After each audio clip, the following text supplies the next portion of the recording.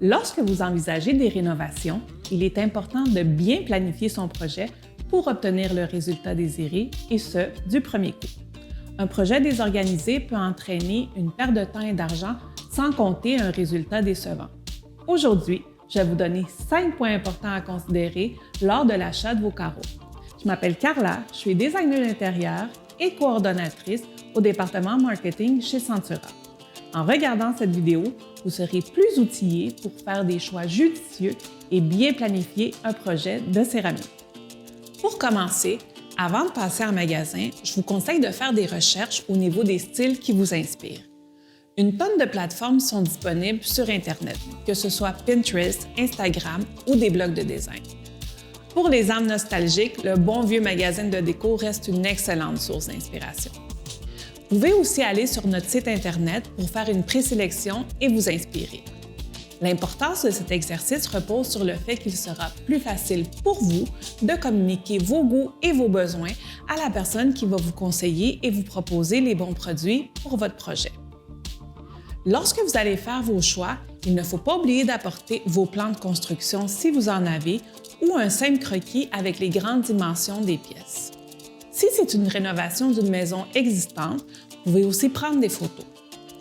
Au niveau de la durabilité, il est particulièrement important de choisir le bon type de carrelage si vous l'avez utilisé comme revêtement de sol, car certains ne sont pas assez résistants pour supporter un trafic important.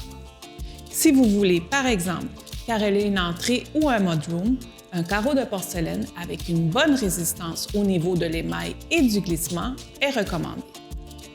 À l'inverse, pour une salle de bain adjacente à une chambre à coucher, ces propriétés sont moins importantes.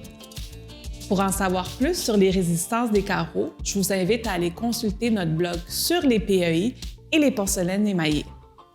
Au niveau de la coloration, voici quelques règles de base concernant l'utilisation de la couleur. Si vous avez une petite pièce ou une pièce qui ne reçoit pas beaucoup de lumière naturelle, l'utilisation de carreaux de couleur plus claire vous aidera à faire paraître l'espace plus lumineux et plus vaste.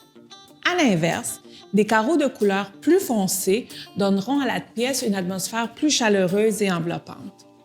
Au niveau de la taille des carreaux, sachez que vous pouvez choisir des carreaux de grande taille pour donner à une petite pièce un effet de grandeur. Avec moins de joints, l'œil a moins de choses sur lesquelles se concentrer, ce qui donne l'illusion optique que l'espace est plus grand qu'il ne l'est en réalité. Par son expertise, un conseiller sera bien vous guider pour créer l'effet que vous désirez. Une fois les carreaux choisis, il faut prévoir suffisamment de matériel. C'est pour cette raison que les plans d'aménagement ou un croquis avec des dimensions sont super utiles car le conseiller peut faire les calculs de matériaux pour vous.